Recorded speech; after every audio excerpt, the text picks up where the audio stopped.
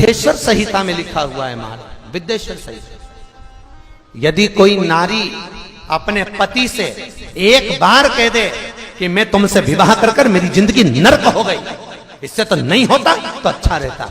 जो नारी अपने पति के साथ झगड़ा करते समय इस संबोधन को बोल देती है, वो नारी 1000 बार करवा चौथ का व्रत कर ले, सोमवार का व्रत कर ले, एकादशी का व्रत कर ले, उस नारी का सात्वित्व कभी नहीं रहता, उसका सात्वित्व भंग हो जाता।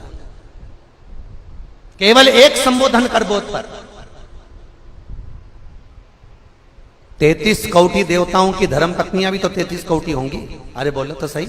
इंद्र की इंद्राणी, ब्रह्मा की ब्रह्माणी, भगवान विष्णु की लक्ष्मी, शंकर की पार्वती, 33 कौटी देवता की धर्म पत्नियां भी 33 कौटी हैं। पर 33 कौटी देवताओं की धर्म पत्नियों का व्रत पृथ्वी पर नहीं होता। अगर पृथ्वी पर आज भी किसी का व्रत होगा तो माता पार्वती का होगा। कभी लक्ष्मी जी का व्रत होता है क्या?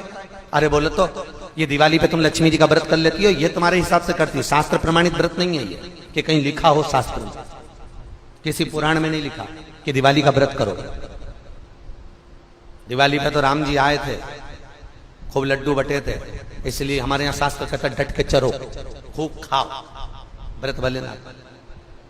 तो वो तुम भूखी रहे हो लक्ष्मी जी को बुलाने के लिए, वो तुम्हारा मन है, तुम्हारी सोच है। कई कई माताओं की आदत रहती है मैं तो शाम को खाऊंगी, आज मेरा दीपावली का व्रत है, खाओ, 4-6 दिन मत खाओ तुम, तो उसमें क्या जाए।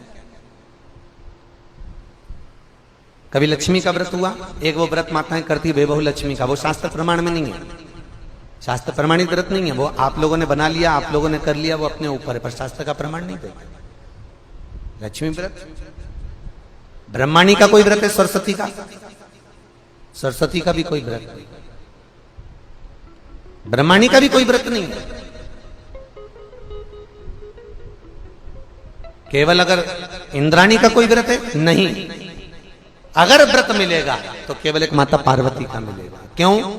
क्योंकि माता पार्वती कभी अपने प्रभु से, कभी अपने स्वामी से ऊंची आवाज में बात नहीं करी, कभी नहीं बोली। माता ने कभी भी ऊंची आवाज में अपने पति से बात नहीं करी।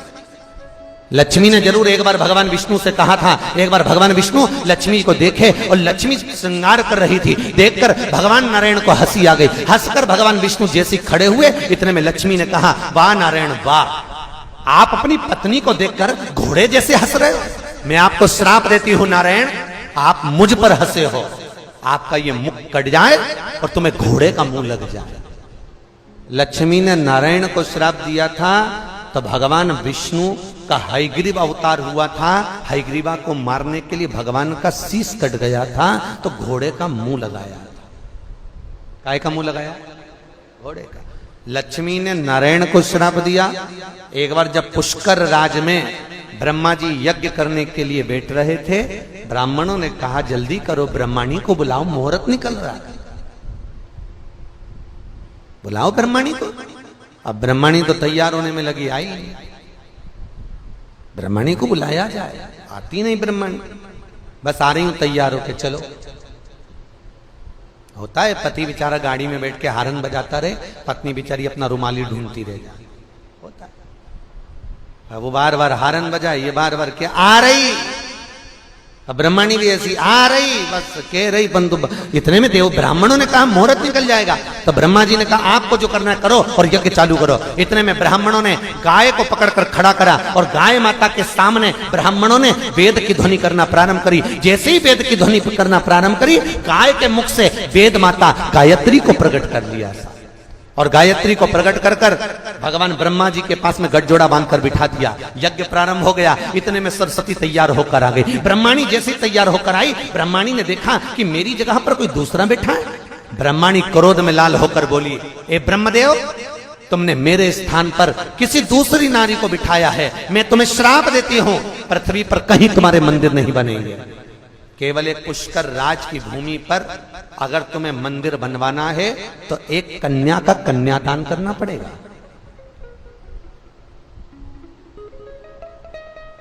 एक कन्या का कन्यादान,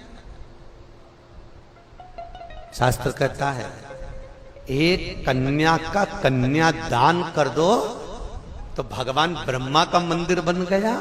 एक कन्या का कन्यादान कर दो तो वैकुंठ में अपनी सीट पक्की हो जाती है साहब, एक कन्या का कन्यादान करने से। और कई कई लोग तो बड़े भाग्यशाली होते हैं जिनके यहाँ 4, 5, 3, 2, 1 इतनी कन्याओं का कन्यादान होता है, भाग्यशाली, मौका मिला। और ब्रह्मा जी ने फिर कन्यादान करा था, आपको सबको मालूम होगा। भांडिर वन में राधा जी अपने भाई मनसुख को भोजन देने आई थी और कन्हैया खेल रहे थे।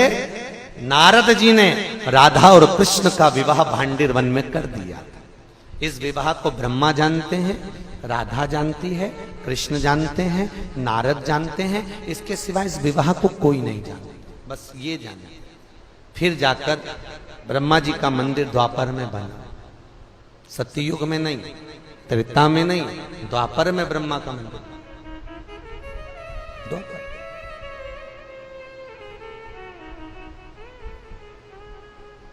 द्वापर मंदिर। ब्रह्माणी ने ब्रह्मा को श्राप दिया था, नारायणी लक्ष्मी ने भगवान विष्णु को श्राप दिया था, इंद्राणी ने इंद्र को श्राप दिया था, पर माता पार्वती ने कभी भगवान शंकर से ऊंची आवाज में बात नहीं करी थी।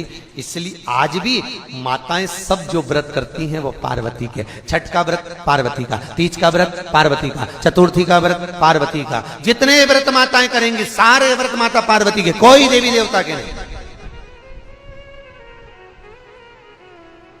बस निवेदन आपसे भी है, व्रत आपके भी चालू हो सकते हैं अगर तुम अपने पति से ऊंची आवाज में बात नहीं करो तो। व्रत तो चालू हो जाए। पर जब भी बोलती है सी गरज के बोलती राम। एक पति की पत्नी मर गई, पति अंतिम संस्कार करने गया था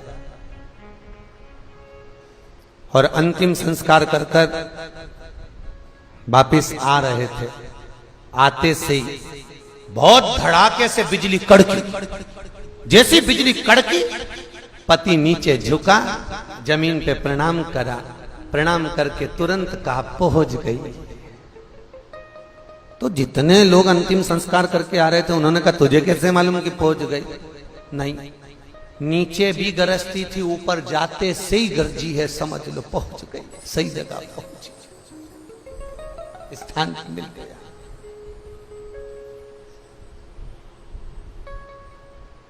होता है। अब अनसुईया मैया पतिव्रता धर्म का पालन करती,